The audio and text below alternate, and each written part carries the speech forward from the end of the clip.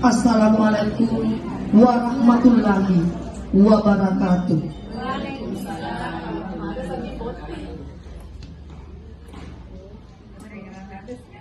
Acara sosialisasi budaya positif di sekolah, khususnya di SD Negeri 213 Kapongpoda, dimulai. Marilah kita memulai acara ini dengan bersama-sama mengucapkan basmalah. Bismillahirrahmanirrahim.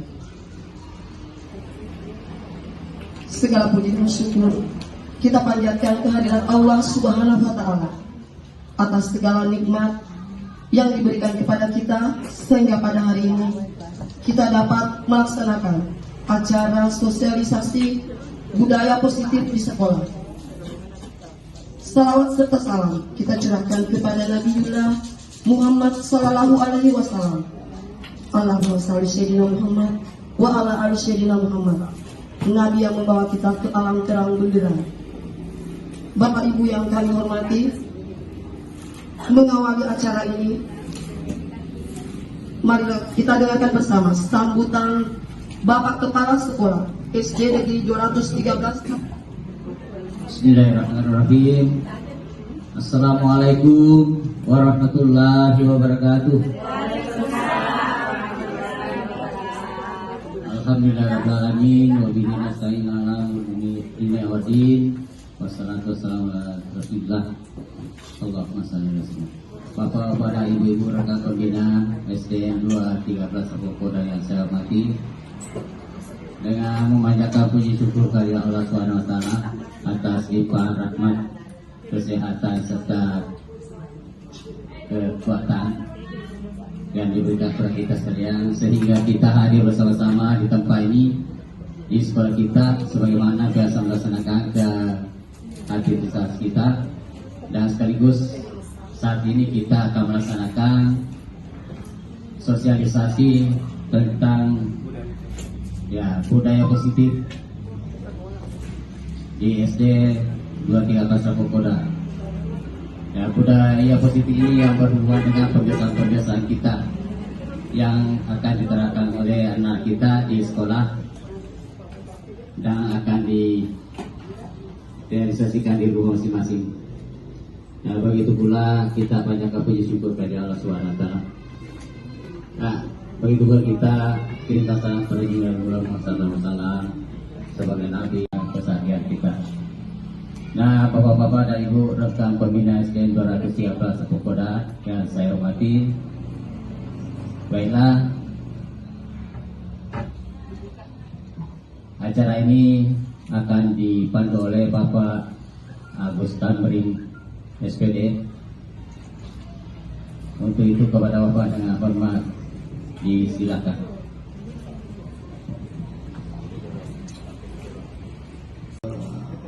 Syukur kita kepada Allah Subhanahu wa Ta'ala, kita berkumpul di sini dalam rangka mensosialisasikan budaya positif di sekolah kita. Itu merupakan tugas saya sebagai bukti nyata bahwa betul-betul ada program yang tersampaikan, yang saya buat untuk sekolah saya ke tempat bekerja. Jadi ini adalah implementasi atau tugas dari saya sebagai karya pembuktian bahwa betul ada karya yang saya buat untuk sekolah ini. Begitu pula kita kirimkan salawat dan salam ke Nabi Muhammad SAW, suri teladan yang mengarahkan kita dari jalan yang jelas menuju jalan terang menerang. Baik Bapak Ibu yang terhormat, izinkan saya untuk memaparkan materi ini. Insya Allah kedepannya mungkin butuh waktu 1 jam atau lebih, dan ini adalah modul 1.4, di mana di guru penggerak itu ada 4 modul yang harus saya selesaikan, dan setiap modul itu ada bagian-bagiannya, dan ini adalah aturan. Oke. Ada inilah kesepakatan kelas. Kesepakatan kelas itu mengajak anak-anak tahu membuat aturan-aturannya sendiri. Ya, misalnya kita ajak mereka menulis tentang aturan yang baik, budaya positif di kelas. Contohnya budaya bersih. Tulis anak-anak, silakan anak-anak itu semua menuliskan hal-hal atau budaya yang baik yang perlu diterapkan dalam kelas. Ya, pasti semua menulis hal-hal yang baik. Pak, tidak boleh ribut. Oke. Apalagi tidak boleh mengganggu teman. Apalagi kalau tidak ada guru duduk yang baik dan belajar yang baik. Apalagi tidak boleh buang sampah. Nah, semua itu ditulis anak-anak, kemudian kita suruh tempelkan. Dan itu adalah aturan, bukan peraturan. Bukan peraturan itu ada hukumannya, tidak. Tapi itu ada konsekuensinya kalau dia melanggar aturannya sendiri. Dia sendiri yang bikin itu aturan. Bukan lagi yang memberikan penekanan kepada anak-anak, tapi dia sendiri yang menyadari dirinya bahwa inilah hal-hal yang baik yang perlu kita lakukan. Dan itu kita tempel di kelas, hasil dari kesepakatan kelas bersama. Ya, gitu. Sebagai teladan, guru sebagai teladan, contoh bagaimana menjadi contoh yang baik. Tentu teman-teman semua sudah menjadi contoh yang baik, tinggal meningkatkan lagi bagaimana kedepannya teladan-teladan itu, siswa-siswa kita itu, murid-murid kita mencontoh kita, perilaku kita di sekolah, bagaimana berbuat yang positif. Nah, itu merupakan bagian dari budaya positif itu sendiri. Baik, kemudian menjadi penyemangat anak-anak atau penyemangat siswa kita. Nah, kita harus menjadi penyemangat, bukan mendorongkan mereka, tapi kita menjadikan mereka itu adalah memberikan semangat. Ya, kemudian Tunturi Handayani yang mendorong, menjadi motivator buat mereka. Jadi anak-anak menjadi kita sebagai teladan, berpikir kita, cara bertindak kita karena pengaruh-pengaruh dari budaya asing. Jadi kita harus menguatkan budaya-budaya positif dari kita semua, para bapak ibu guru, akibat dari globalisasi atau perubahan itu sendiri. Jadi dan eksternal, internal itu menghindari ketidaknyamanan, hukuman. Misalnya apa yang akan terjadi apabila saya tidak melakukan itu, menghindari hukuman. Kadang-kadang kita biasa menghindari hukuman dengan bertanya kepada diri kita sendiri. Kalau saya melakukan ini, apa yang akan hukuman apa nanti lagi yang akan saya terima? Yang kedua, untuk mendapatkan imbalan dari orang lain. Sekarang, ya, dapat pujian, dapat nanti hukuman dan konsekuensi. Ya, seperti apa hukuman itu? Seperti apa konsekuensi itu? Kemudian hukuman berikutnya adalah anak-anak yang terlambat lari menghadiri lapangan basket 2 kali karena terlambat hadir di sekolah. Tidak ada hubungannya terlambat dengan lari. Disuruh lari lambat, atau masa putih-putih disuruh bicara putih-putih sesuatu. Tidak ada hubungannya kan? Tidak ada hubungannya. Itu adalah hukuman. Nah, sekarang tidak perlu lagi kita menghukum. Ya, itu yang saya terima. Mudah-mudahan tidak. Ya, yang kita munculkan sebagai guru adalah konsekuensinya. Nah, contoh menggantikan kertas tugas teman yang telah dicoret-coret. Misalnya ada pelanggaran, anak-anak yang mencoret-coret buku. Nah, bagaimana caranya? Bukan dihukum, tapi suruh saja ganti tempat buku ditempatkan. Oh ya, itu kita perbaiki diri kita semua. Mau ya nak? Nah, itulah contoh kasus yang saya angkat pada hari ini. Nah, oke. Kita refleksi untuk sebelum refleksi, inilah program yang akan saya tawarkan ke teman-teman semua. Karena saya harus memberikan satu bukti nyata saya ke sekolah. Ya, ini saya sudah bicara beberapa teman, termasuk bapak kepala sekolah juga kemarin sudah ceritakan bahwa ada program yang mau saya buat, saya pikirkan. Kemudian saya baca beberapa teman di sini. Mungkin ini sudah kita kenal semua, cuma kita ingin menguatkan kembali kegiatan ini. selama saya di sekolah ini sudah dilakukan di sekolah ini, cuma kita mau menguatkan kembali dengan apa? Dengan kesepakatan bersama bahwa betul-betul kita mau melakukan kegiatan ini. Itu pun kalau kita terima. Oke, yaitu budaya 5S. 1 budaya S sudah ada di sekolah ini. Sudah ada. Di depan ada 3S. Saya dapat di kelasnya Kanda Ibu Supriyadi 5S. Yang di depan itu 3S. Salam, apalagi sapa, senyum. Kita tambah santun dan sopan. Jadi genap cukup 5. Ya. Paham bahwa setelah itu nanti ada lagi bagaimana caranya mengembalikan anak-anak itu ke tempatnya, hatinya, perasaannya tidak dibawa pulang ke rumah. Jangan sampai anak itu yang kita berlakukan kasar kembali ke rumah. Jadi nanti sebelum pulang kita ada tindakan bagaimana mengembalikan perasaan anak-anak itu kembali senang seperti pada saat dia datang ke sekolah. Oke. Perbedaan hukuman dan konsekuensi. Ya, sesuatu yang menyakitkan harus menjadi atau membuat anak sakit fisik, hati atau jangka waktu lama. Ini membuat sakit hati, membuat sakit fisik, ya, membuat anak merasa tidak nyaman dan jangka pendek. Yaitu anak-anak itu selalu merasa bersalah, salah karena itu. Nah itu yang harus kita lakukan. Bagaimana anak-anak itu kita buat mereka merasa bersalah terhadap tindakannya. Bukan kita menghukum dengan hukuman seperti tadi, tapi bagaimana kita membuat anak-anak peserta dididik. Ya, kalau orang diberikan penghargaan, otomatis nanti anak-anak yang mungkin urutan terakhir, nah itu akan menimbulkan banyak tanda-tanda bahwa anak itu akan mematikan kreativitasnya sendiri, tidak mampu. Kalau mereka tidak mampu, tidak ada lagi kreativitasnya, mati kreativitas itu.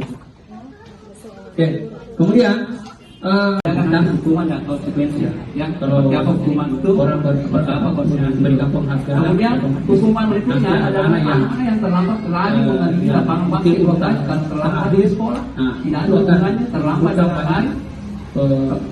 Tanda-tanda bahwa itu akan ada masa putih disuruh bincang yang putih tidak mampu. Tidak ada hubungannya. Itu adalah hukuman dari itu. Sekarang tidak perlu lagi kita. Kemudian itu yang saya terima kalau orang berikan penghargaan yang bisa munculkan sebagai anak yang ada konsekuensinya. Yang contoh urutan terakhir, itu akan menimbulkan mematikan kelas tugas teman yang tanda bahwa itu akan anak-anak yang bisa kreativitasnya sendiri tidak mampu. Bagaimana caranya? Bukan dihukum, tapi ada kreativitasnya mati. Kreativitas itu yang buat mungkin samakan. Oke. Kemudian imbalan tertentu, ya. Kadang-kadang banyak yang termasuk saya dari biasa lah kita kalau berbuat baik ke sekolah mungkin bapak seperti bisa diminta ini begini kan. Dan atau kita berbuat baik kepada orang lain, tentu kita mengharapkan pujian dari orang lain. Nah sekarang itu akan kita lakukan. Yang harus kita lakukan itu adalah menghargai diri sendiri. Perbuatan positif yang kita lakukan itu kita hargai sendiri, bukan mengharap kepada orang lain, tapi untuk diri kita saja dulu. Nanti orang lain yang memberikan penilaian. Tidak usah kita mengharap ke orang lain, tapi kepada diri kita sendiri lagi. Nanti orang lain lah yang menilai seperti apa itu. Tidak perlu ada tujuan tadi mengharapkan imbalan atau itu tadi. Selalu kembalikan buku ke tempatnya, tanggung jawab. Dilarang mengganggu orang lain, itu peraturan. Karena keyakinan kelasnya menghormati orang lain. Ya, dilarang. Itu kata-kata dilarang itu sudah menghukum anak-anak. Dilarang buang sampah. Dilarang ini, dilarang. Tapi keyakinan kelas yang kita bikin adalah menghormati orang lain dan berkomitmen. Kemudian dilarang melakukan kekerasan, keselamatan, menghormati orang lain. Ya. Kata-katanya saja kita ganti, tidak usah bilang dilarang. Coba menjaga keselamatan, keamanan. Ya. Jangan pukul orang. Begitu. Itu kata-kata saja yang kita bermain kata-kata saja. Ya, antara peraturan dan keyakinan kelas. ya, yang kita sepakati bersama anak-anak. Kemudian bergantian atau menunggu giliran, menghormati orang lain dan bersabar. Sabar nak, jangan kau itu tidak antri apa begini, antri lah. Jadi tentu kita dengan kata-kata saja sabar ya, kita harus menghargai orang lain gitu. Kemudian gunakan masker, kesehatan dan keselamatan. Jangan berlari di dalam kelas atau koridor, keselamatan dan keamanan gitu. Nah ini adalah terkadang kita senang dengan penghargaan. Ini menjadi polemik dulu waktu pada waktu sehingga mereka bisa kembali kepada kelompok mereka dengan karakter yang lebih kuat. Restitusi ini adalah semacam suatu kegiatan guru ketika mendapatkan kesalahan muridnya. Inilah yang kita lakukan. Misalnya kesalahan apa yang biasa anak-anak lakukan di kelas? Ribut, mencontek, apalagi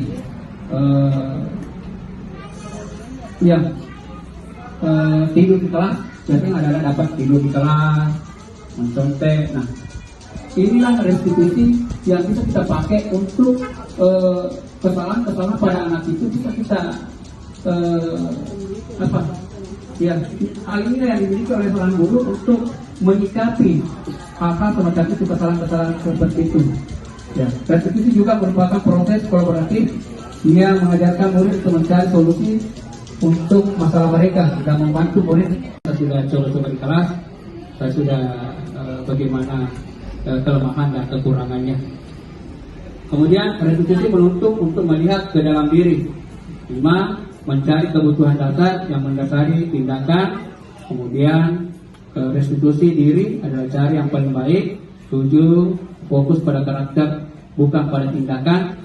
8. Fokus pada solusi. 9. Mengembalikan murid yang berbuat salah pada kelompoknya. Ya. Mengapa kita mengapa bukan peraturan saja? Mengapa harus keyakinan kelas? Nah, inilah keyakinan kelas yang perlu kita terapkan di kelas. Bukan saya suruh ya, saya cuma untuk pribadi saya. Mudah-mudahan teman-teman juga paham tentang keyakinan kelas. Di dalam kelas itu, saya bacakan dulu, mengapa kita memiliki peraturan harus mengenakan helm yang mengendarai kendaraan roda 2? Itu adalah peraturan. Kemudian, mengapa kita memiliki peraturan 3M, memakai masker, mencuci tangan, dan menjaga jarak 1,5 meter? Mengapa kita memiliki peraturan harus datang tepat waktu pada saat mengikuti pelatihan? Untuk mendukung motivasi intrinsik kembali ke padahal yang harusnya kita ada langkah-langkah yang sebenarnya harus kita lakukan. Ya, nanti ada lagi ke depannya saya juga jelaskan 9 ciri-ciri restitusi. 1. Bukan untuk menebus kesalahan, namun untuk belajar dari kesalahan.